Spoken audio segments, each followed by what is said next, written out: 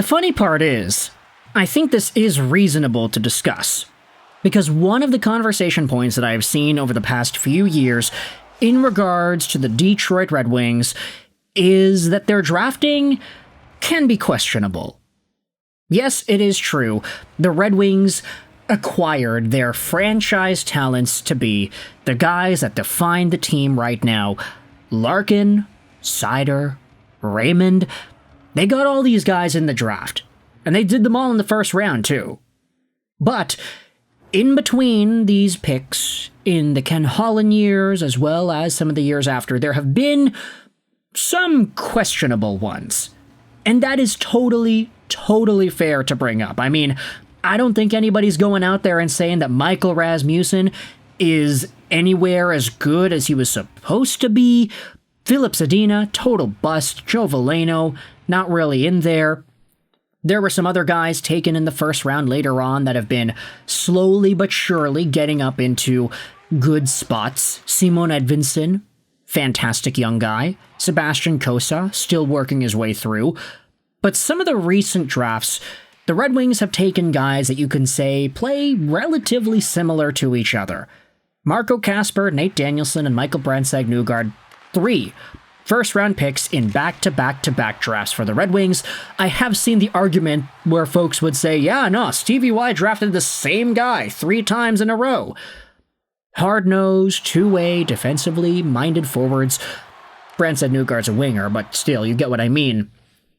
And you can say that there are other players whose overall abilities have been maybe a little questioned here.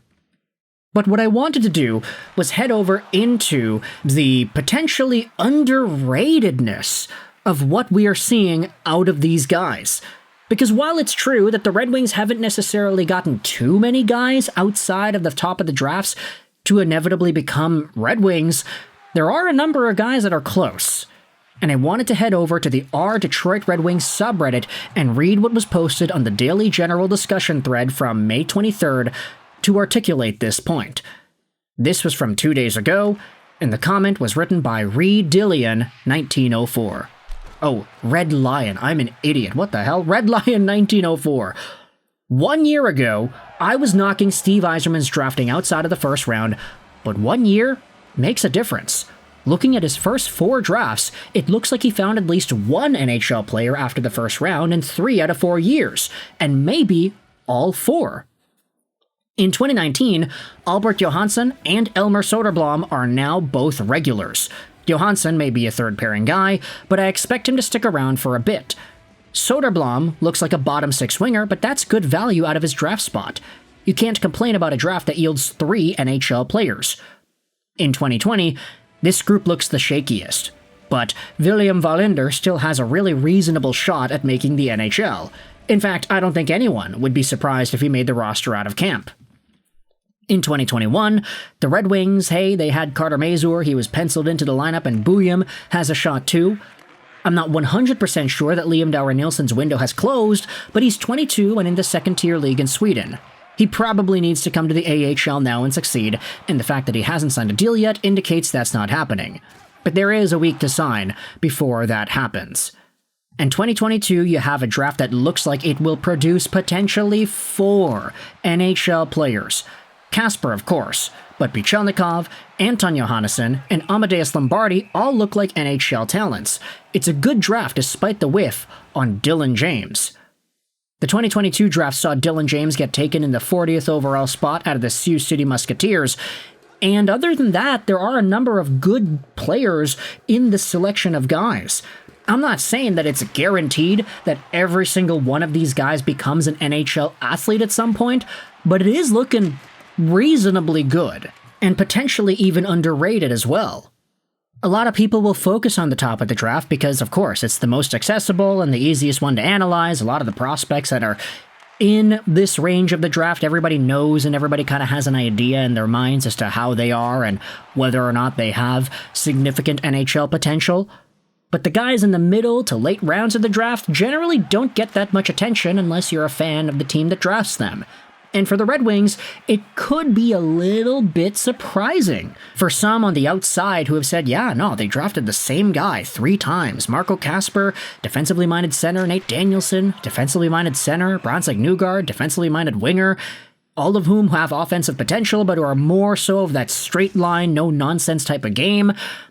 Why'd they draft those guys? Well, that analysis doesn't dive deeper than just the first round, and there are some other guys that the Wings have had that have exhibited success, some of whom are now on the team. Johansson and Soderblom are both guys who can play at the NHL level, thus making that 2019 draft a good one. And you gotta think about it like, okay, Johansson's an NHL player now.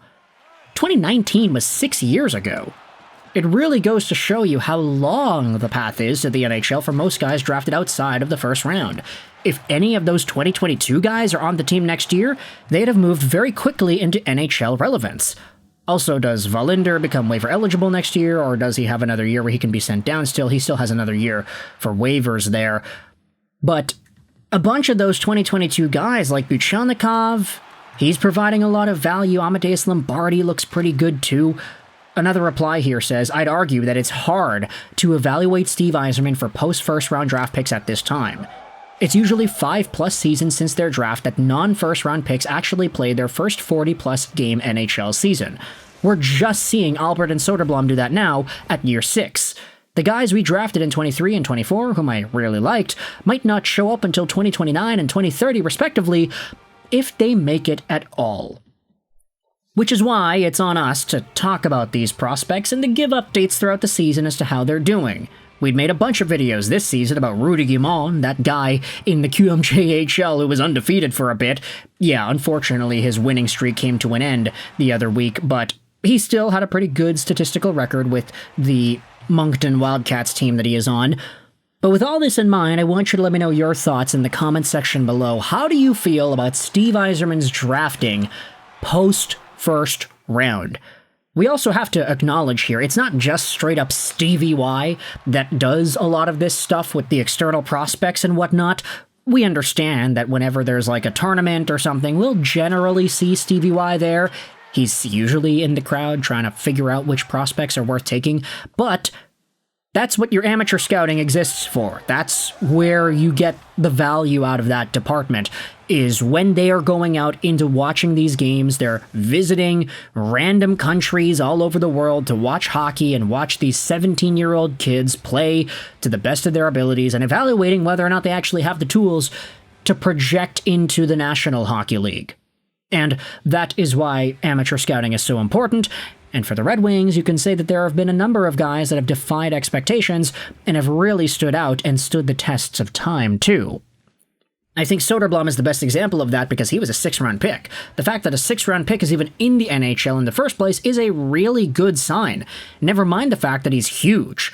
There are so many different things that we can talk about with the Red Wings and their prospects, but for now, I want you to let me know your thoughts in the comments section. How do you feel about the guys taken after 32? Not the Kaspers and the Danielsons and the MBNs and all that, but everybody else. We haven't even mentioned Axel Sandin-Pellikka throughout this entire video. That's kind of nuts, isn't it? Regardless, let me know your thoughts in the comments section below. I hope you enjoyed this British Roll sign on, and bye.